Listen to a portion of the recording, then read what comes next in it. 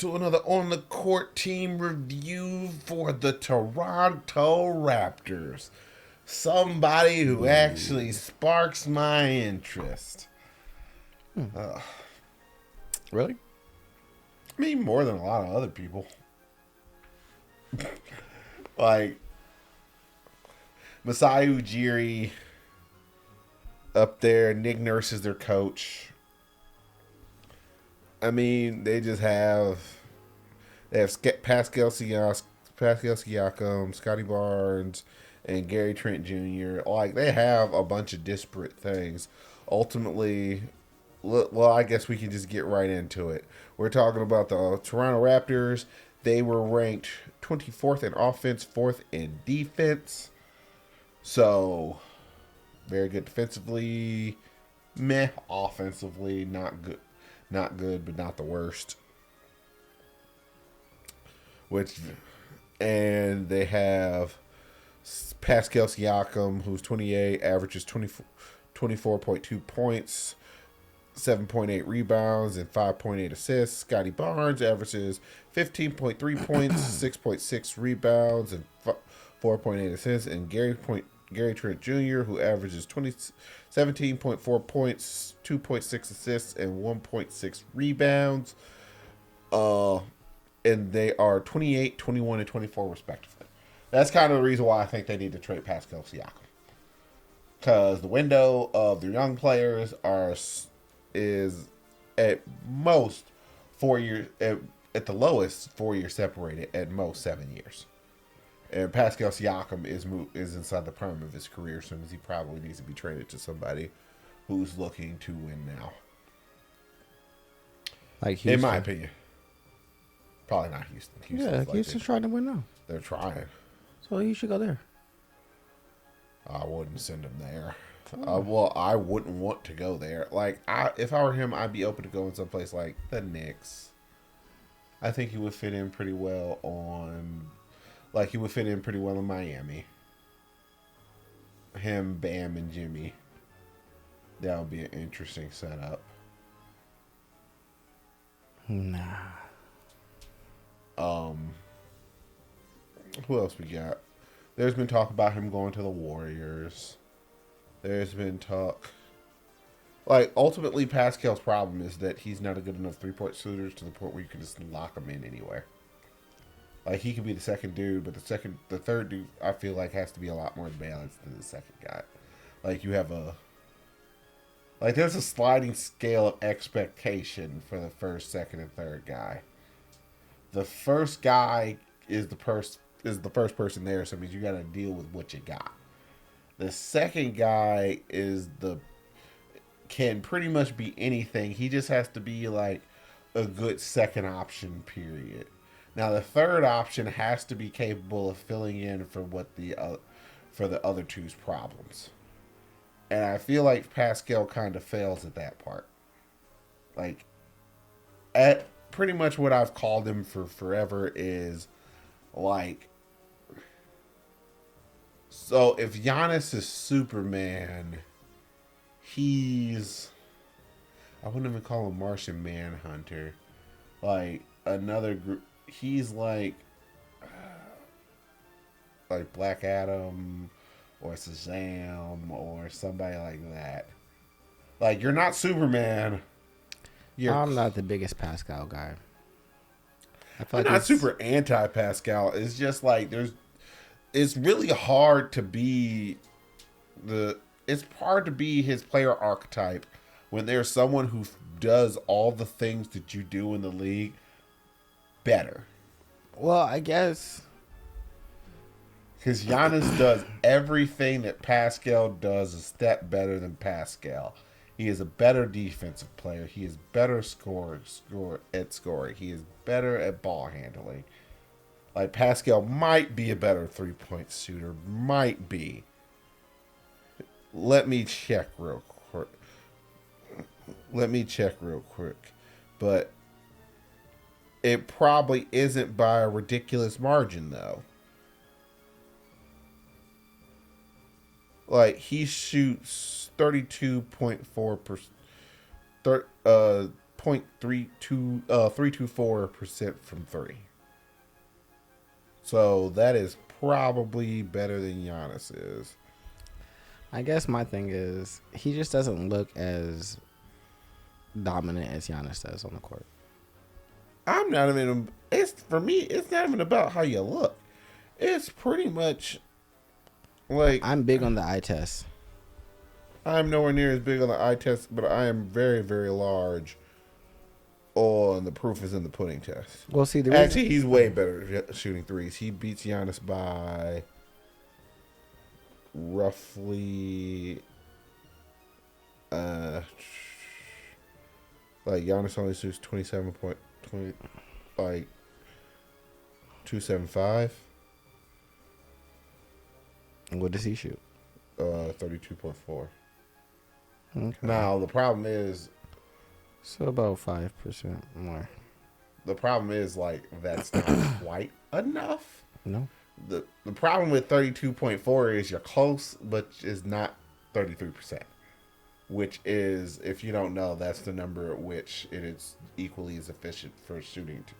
That's like shooting 33% from three is like shooting 50% from two. Yes. So, I guess my thing is,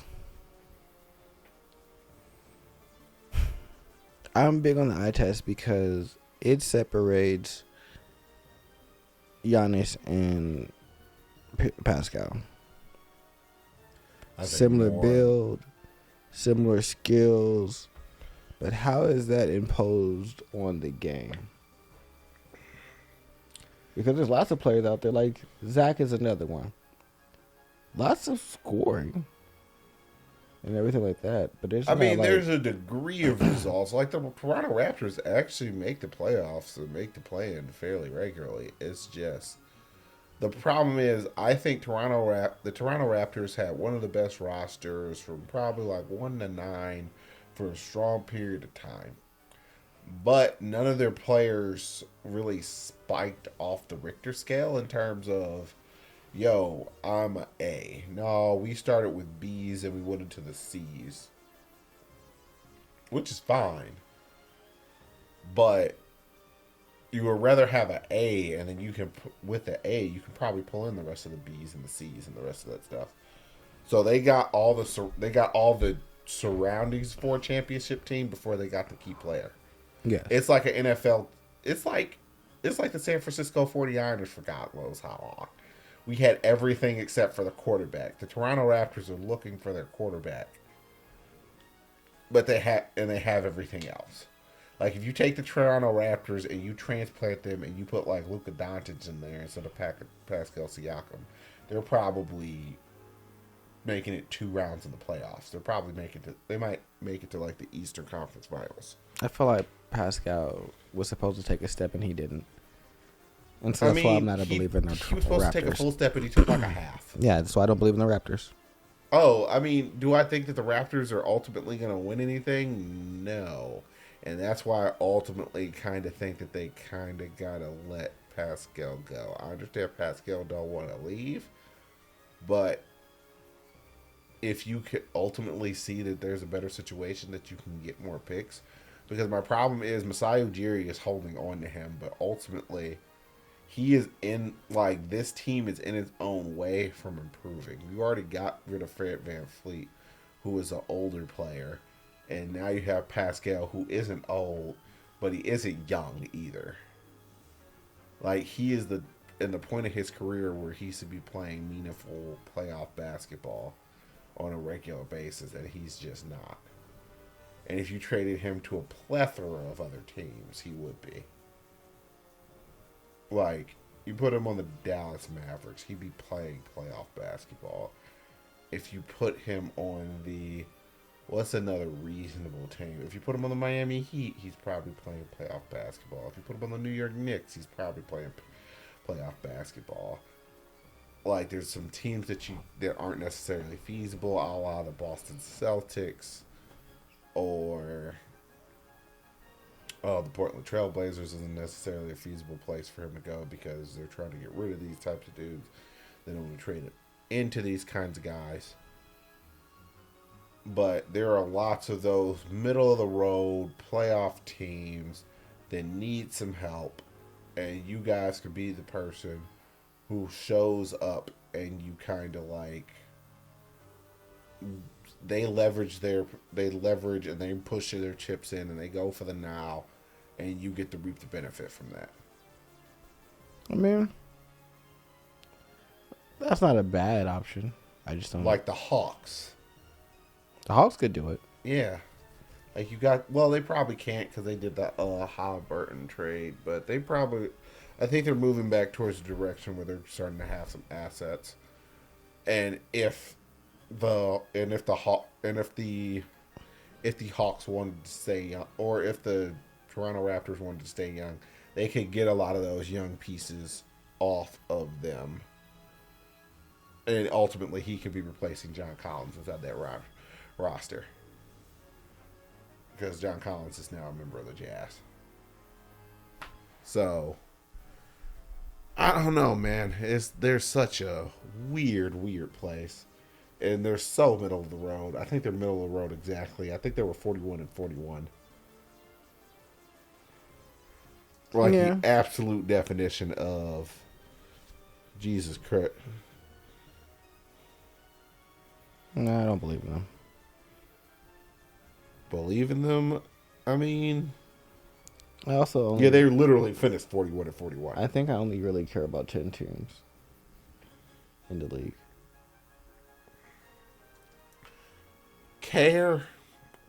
I am tacitly aware of all the teams that I don't care about. In general, I know what their overall goal is. I know what they generally should be doing. Just like I know generally what the Toronto Raptors and where they're at, and how they're mispositioned, and how you should probably reposition yourself.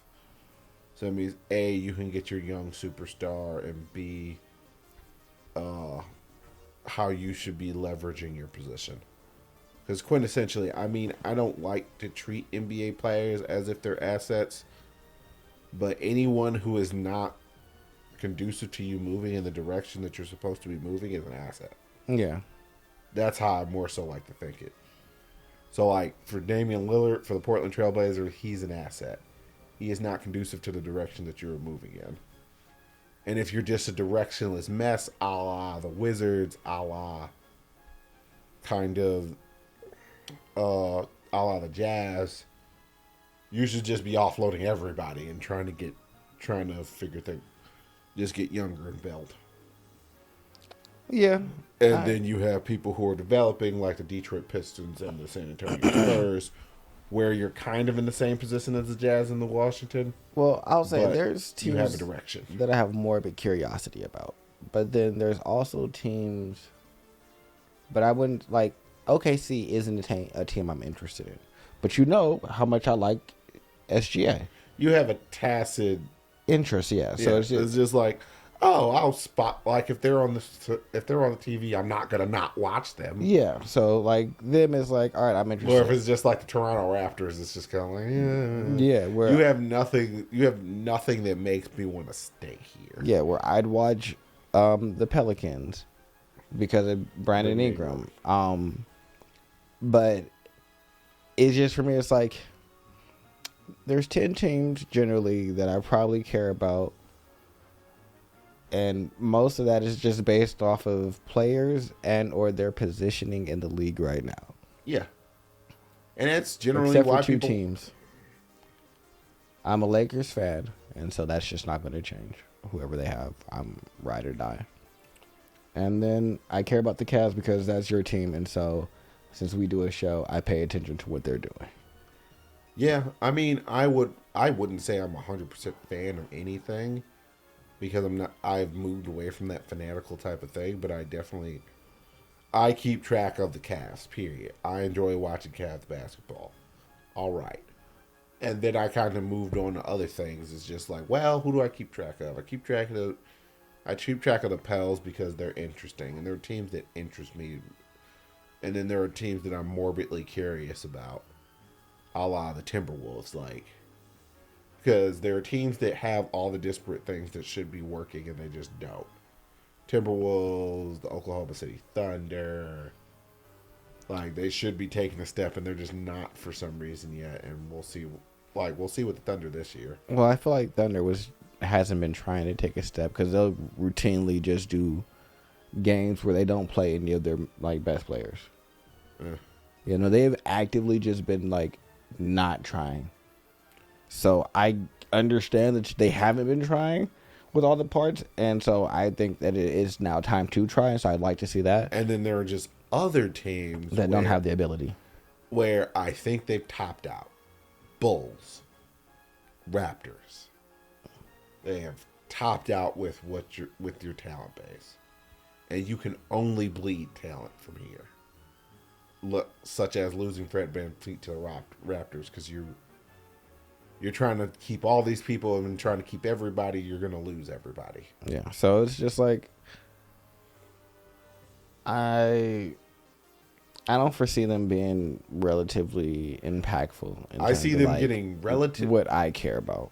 I see them getting worse and worse percentage by percentage for the rest of the time Pascal Siakam is there. For me, it's you got to be in like that championship conversation. Or I think seeing someone develop or being a championship team is ultimately interesting, or at least being close to a championship team where you're in the upper crust of the league. I'm always out for the Lakers to get a championship, especially like when we're in that realm. Like I was cool with our developmental phase. Like you can ask them. I love the kids. I supported and argued for Alonzo and Brandon Ingram and Kuzma night in and night out. Talking about y'all don't understand how good these players are. They're great. So no, I support the bit rebuild. But once it's like we're in this phase, it's like, all right, well then the teams that I'm paying attention to are the other ones that are also trying to accomplish the same thing I'm trying to accomplish. Yeah, they have to be relative to what your perspective is. Yeah, and so like that's just what it is for me. And because if you're developing, you're looking at other teams that are developing, so you can figure out what the heck is going. How are we doing in comparison? Who is your future rivals, basically? Yeah, who are our future rivals? How are we doing in comparison? All right, that team full of young players is doing much better than us. All right, what do I think the difference? Do I think it's a talent issue? Do I think it was a coach issue? For me, y'all knew I hated Luke Walton. He was a terrible coach. He doesn't know how to develop players. I mean, it's pretty much proof positive. Yeah. Like, you had the Kings job, and then you had Walter's job, and he's probably never going to get a head coaching job ever again. He's not good at it. There's quite a few people who agree with you. Yeah. LeBron James showed up, listened, and said, whoa, whoa, whoa, whoa, whoa. He's not good at this. No, but what are you talking about? I'm great. 72-10. Yeah, no, but the 10 that I care about right now are the Lakers, Cavs, Denver, Miami, Grizzlies, Warriors, Bucks, Suns, Boston, Philly. So pretty much everyone who's actually the top 8 of the league, or anybody who's reaching those things. Yeah. Yeah, like if you're really trying to get into that top 8, that's what I'm looking at. Other than that, it's like I don't really know what to do. Honestly, the tier 3 teams are just kind of boring. Yeah. And anybody else who isn't tier 2 or tier 1, then you should be tier 4, honestly. Yeah. Like tier 3 teams, I don't get. I don't care. I functionally don't understand why they exist, or not like why they are stuck there, or why they allow themselves to be stuck there. Like the Toronto Raptors, it's just like, why do you guys want to be mediocre? I think that tier 3 teams have delusions of grandeur, and get stuck in believing that what they have is going to result in what they ultimately desire in like winning, because they keep getting like they'll have good like seasons and have a little like playoff like hope and things like that. Well, they'll hit the playoffs, but you're always in the play-in tournament and you get bounced in the first round. Like, do you really want to be that? Is that what you want to? Like, if you're But if you can get to the playoffs, they probably figuring, all right, well, we're just a couple of tweaks away from getting past our stars are good enough, and maybe we need better role players or supporting cast to help get us over the That's hump. continually lifting up the floor, and you may end up making it past a couple of people, but it's like that's never going to win you anything. If you're like, we At the If end your of the day, players this are is good, also a business, and I can sell that to my fans, and we gonna sell tickets. I mean, yeah, you sell tickets, but you get a profit share regardless. I mean, maybe I I'm mean, I just. need to make money. What you talking about? Oh no, you get a profit share if you're under, like you're getting a profit share regardless. True.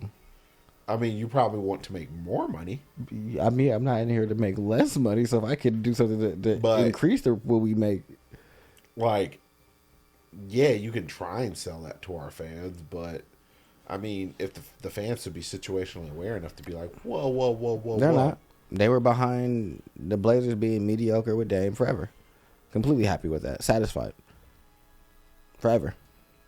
I mean, but the weird thing with Anthony Simmons and The Jazz and Denver, up until this last season where Denver won, were completely satisfied for damn near like a decade of just them being the top seeds and fizzling out in the playoffs. They were fine with that. None of the fan bases had issues. well, the fan bases always felt like they had a chance, but if you actually paid attention to the NBA, everyone kind of knew that they didn't.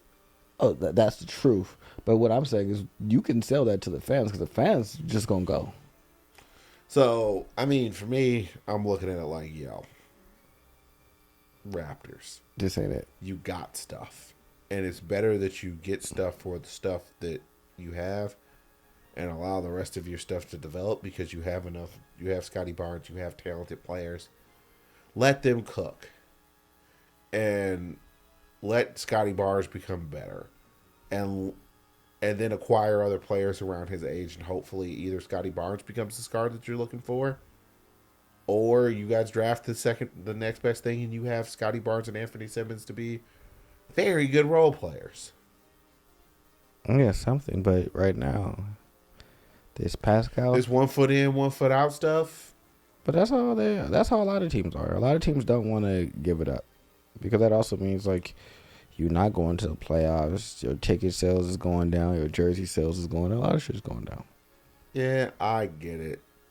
But in the long term, you're almost like, is it weird that I think that you have more hope with a rebuilding team as opposed to being a rebuilding team as opposed to like, because when you start drafting people start showing up because you're curious about how good they'll be, and if people start developing, you can shoot from being tier 3 to tier 2 or tier 1 very, very quickly, as opposed to being stuck at tier 3. I just don't think that. Because you stay inside of that mediocre zone for such a long time. Because it's profitable. It makes money. Like, and the weird thing is, like, the Portland Trailblazers wouldn't have been always mediocre. Sometimes they were the 3rd seed. They're mediocre. They never got.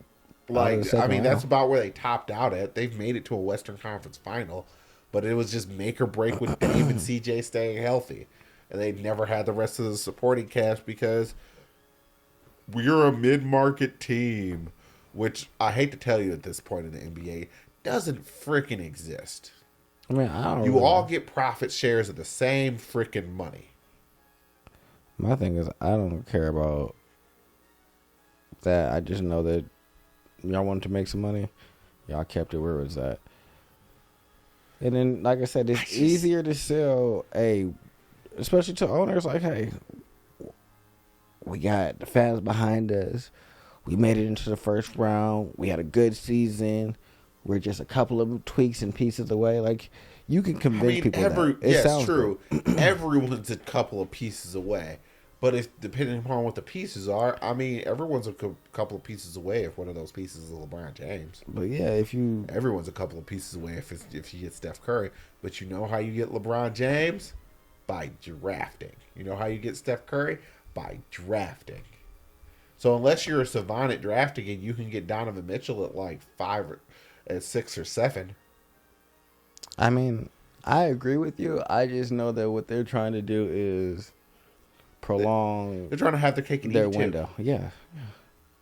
And then be mad when it don't work, and now you got the Blazers. And then everybody gets canned, and then everybody's like, "Well, why did this work?" That's why, that's what I said. That's why you got the Blazers situation. The OGM is gone. Dame wants out, and y'all are acting like he's the problem. And it's like I've been here. Y'all the whole held time. on to this for drama, and y'all could have been moved off of this, said, okay, this isn't working. Let's break this down and get some other things. But that's not what y'all wanted to do. Y'all kept running this back. And then now that he said, all right, well, y'all are clearly now going a different direction. I want to go somewhere else. And y'all act like it's an issue. So for me, it's like that's mostly what the teams do when they're middle of the road. They just stay there, hold the star, and then be mad when the star wants to leave. God, why can't I remember the person who played for the San Antonio Spurs, played for the Trailblazers at first, then played for the Spurs, and then played for the Knicks. He had a heart problem. He was a power forward. Shot mid-range jumpers a lot. Draymond Green made fun of him because he could knock him off of the spot. Oh my goodness, why don't I remember all the things surrounding him, but I can't remember the actual play. Because he was there before Dame was, and then Dame came in. And you said Knicks? No, played for the Nets. Oh, well, maybe it is LaMarcus Aldridge. Yeah, it is LaMarcus Aldridge. Oh, okay. Yes, because LaMarcus Aldridge played for Portland before that. Yeah. And they just kind of bled players because they were like LaMarcus Aldridge got out of Dodge because I guess he saw the writing on the wall and was just kind of like, this isn't going to shake out the way we want it to. And everyone said like, oh, why are you leaving? We'll be great. I don't think we will. And then they weren't. And then he went to the Lakers and saw y'all didn't have tablets to call y'all plays. It was like, I'm going to the Spurs. That was always an interesting thing. That was the wake up call where y'all figured out like, yo, we might have to update the team infrastructure. What do you mean? Apparently, nobody else in the league has paper playbooks anymore. But papers did great inside the 80s. It's not the 80s. We're going to go get some iPads. Flip through the pages. Folks wrong with y'all. We're going to go get some iPads. No, just flip through the pages. Stop acting bougie. So, the San Antonio Spurs have iPads. It's not bougie. It is. They're hella bougie. No, they aren't. They are. They're the bougie. They are literally hard-nosed. We work hard team. No, y'all not. Y'all take the most breaks. No, they're hard-nosed. No, they take the most breaks. Like, if there's anybody who's bougie, it is the Los Angeles They Lakers. take the most breaks. Y'all are actually the bougie team. No, we are the most sedity team. Them niggas is bougie.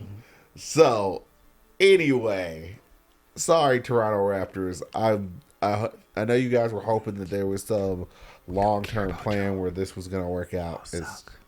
It's not. If you don't like it, at me. Like, really. Boo. It's not going to work the way that you want it to. Y'all So you guys will really just offload Pascal, get a bunch of draft picks, and hopefully y'all not good. package them together to move up the draft and then get it. Boo.